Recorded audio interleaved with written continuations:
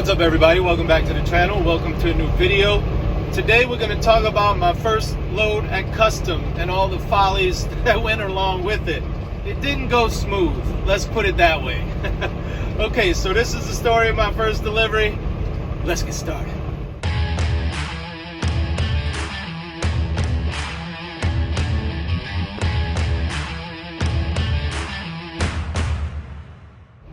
Anytime you have to use the 8-2 split sleeper berth provision for a delivery, you know you're in for a doozy. I had to pick up at 8 o'clock p.m.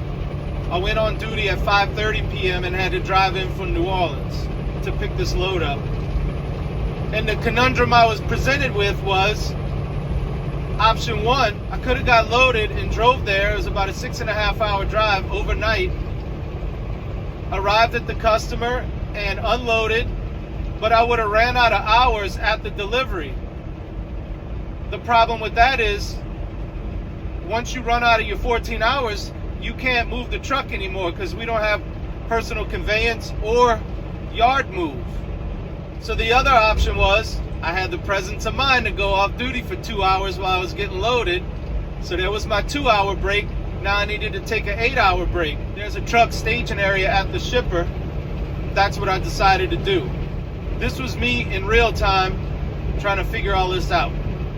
So I'm on my way to Alabama right now to deliver. But remember, I just took an 8 hour break and their appointment times are from 6 a.m. to 2 p.m.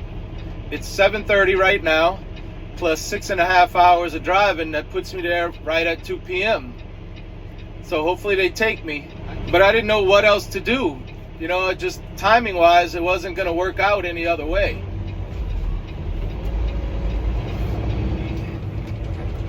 I'd hate for my first load to be a late delivery. You never want to start at a company and your first load is a late delivery. So what happened with the delivery? Well, it was a comedy of errors. I'm going to make that the story time of today's video. I know a lot of you don't stick around for story time. Maybe you might want to today to see all the stuff that happened on this delivery. Okay, so let's do story time.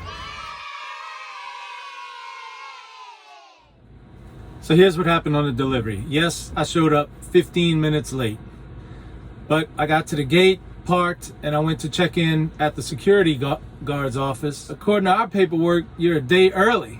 I said, you're right, I'm a day early. Let's go with that. So I was in a good mood. I go bebopping and scotting back to the truck, whistling the theme song to Sesame Street, thinking this is gonna be an easy delivery. Well, that's when things took a turn for the worse. Part one, I get to the building. It's like a 1/4 mile long with a bunch of doors. None of them are labeled check-in here, drivers, shipping, receiving, nothing. Well, luckily that kind of worked out because a guy came out that worked there. He came out to smoke a cigarette and he, that's 2 videos in a row. I'm doing this smoking. You remember story time from last week? This is me pantomiming, smoking a cigarette. You ever notice some smokers, no matter what you're telling them, it always comes second to their stupid cigarette, right? You could be like, oh man, what am I gonna do? I just lost my job. I lost my health insurance. My dog up and died. And it just, you know, your life's going horrible. And then the smoker's doing this.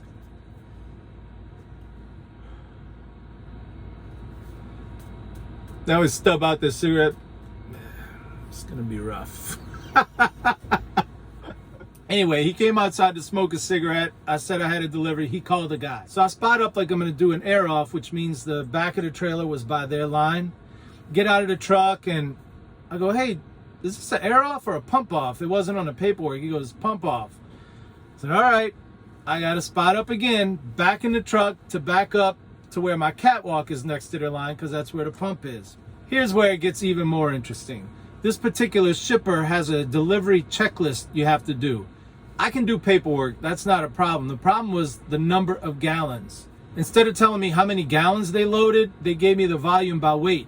So I had to call dispatch to get the weight per pound and divide that by the weight they loaded and get the number of gallons, right? Call them up. All right, I'll get right back with you. Well, they've got other drivers they're dealing with. I'm not the only one, right? And had I known to do this ahead of time, everything would have gone smoothly, but I didn't know. It took an hour, y'all. An hour. I don't mind waiting. I got time. But when the customer's standing there, you know, like in the sun for an hour, oh man, I kept apologizing. Now, in that time, I started setting up for my pump off. I got the heavy 3-inch hose to go from the pump to their line. And then I had to start stringing 2-inch hoses from the back of the trailer up to my pump, 3 of them. Wouldn't you like to know? The last one, I took the caps off. The previous driver didn't have it washed out. Probably the same driver that took my cabinet door off and threw away the screws. See the previous video? He didn't clean that hose out, or somebody didn't. I don't want to blame somebody when I don't know. Somebody didn't clean that hose.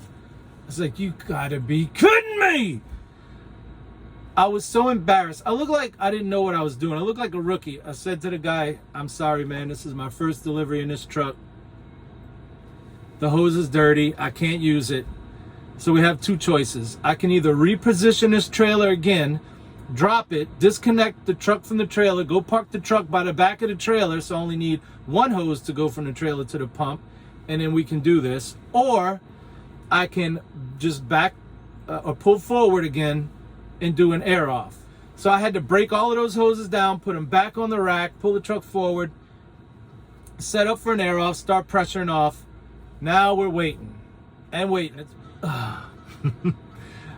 After about 30 minutes, finally we get the call from dispatch. We get the number of gallons straight, and it went smoothly from there. But just think about normally, you know, I'm a professional, right? And I know what I'm doing. I didn't look like I knew what I was doing. It was so embarrassing. And let me tell you, as a driver, I didn't do it, but the thought crosses your mind as a driver. I know we got everything hooked up right. We know it's gonna fit. Let's just start offloading while we're waiting for dispatch, right? The thought crosses your mind. But y'all don't know what kind of luck I have. If I ever cut a corner or something, I don't even want to finish that sentence. It would be bad. So no cutting corners. You're not going to have no problems from me. You know what movie that's from? You're not going to have no that's remember Frank Pentangeli in The Godfather Part 2? He's at Michael's house and he's drunk and he's complaining how he wants to kill a Rosado brothers. He goes, Clemenza promised the Mugats. Clemenza promised the Mugats. And he goes, everything with them is whores. And Abravania, jump, dope. Everything with them is whores. And Abravania, jump, go. The reason why I said that is when he's leaving, he goes, and I want everyone here to know there's not going to be no trouble from me. And I want everybody here to know there's not going to be no trouble from me. So I want everybody here to know there's not going to be no problems out of me. I'm going to call the 1-800 number, whatever. Okay, so that was my story time for today. That's how the delivery went. I hope to see y'all on the next video. I hope you enjoyed this one. And until the next one, this is Jason signing out.